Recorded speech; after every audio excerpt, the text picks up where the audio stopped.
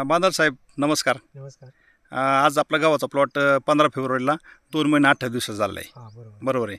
तर माती मग एकदम भुसभुशीत झाली भुसभुशीत झाली. आणि फुटव्यांची संख्या, जास्त आहे.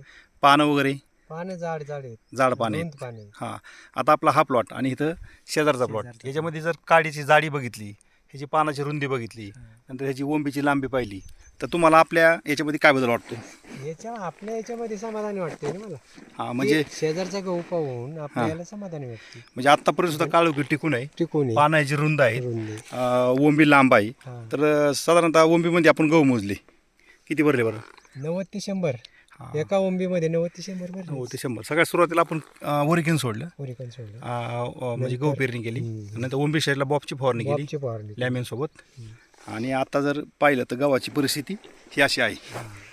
गव्हाची हाईटच्या बाबतीत कसं, हाईट कशी? हाईट फार बेंबीच्या वर निघाली. हां, कमरेच्या वर. आणि प्रत्येक गव्हाच्या ओंबीमध्ये, ह्या ओंबीमध्ये किती गहू भरले आपला?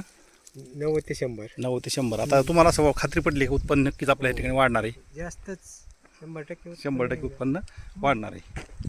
तर शेतकरी मित्रांनो, अप्रतिम प्लॉट आहे पाहण्यासारखा. नक्कीच या ठिकाणी आपण पाहू शकताय.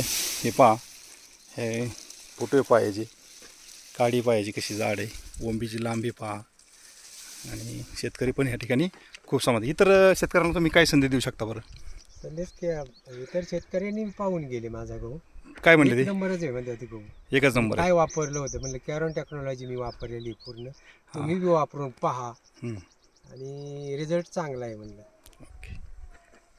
मी ते वापरतोच आहे म्हणलं, हं, हं. पण तुम्ही वापरून पहा. 100% रिझल्ट आहे म्हणलं.